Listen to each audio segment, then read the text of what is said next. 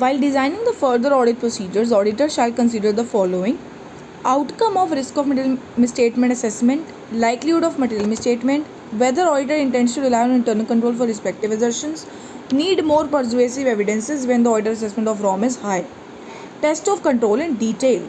Note 1. Nature of test of control.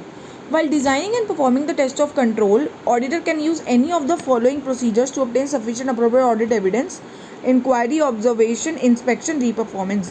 Inquiry alone is not sufficient, therefore auditor should use other audit procedure in combination with inquiry. Inquiry combined with inspection and reperformance may provide more assurance than inquiry plus observation. When more persuasive audit evidence are needed regarding the effectiveness of control, then it will be appropriate to increase the extent of testing. Extent of test of control. Following matters should be considered while considering the extent of test of control to be performed.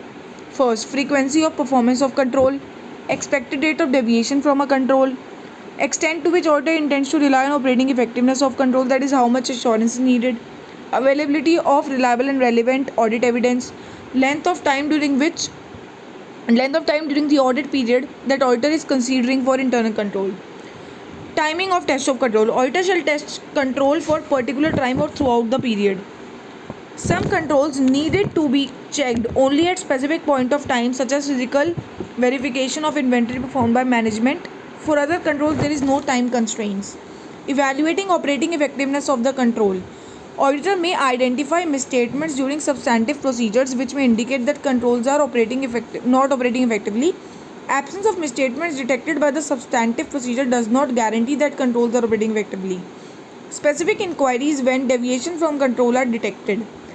When auditor come across deviations in internal control on which auditor intends to rely, he should make specific inquiries from management or respective employees to understand the matter and its potential consequences. Auditor should determine whether additional controls are necessary for the purpose of understanding and testing to address the risk that may arise due to detection of such deviation. Auditor should determine that are there any potential risk of material misstatement that need to be addressed by using substantive procedures. Substantive procedures include test of detail, substantive analytical procedure. Test of detail is further classified into test of transaction, that is vouching, test of balances, that is verification.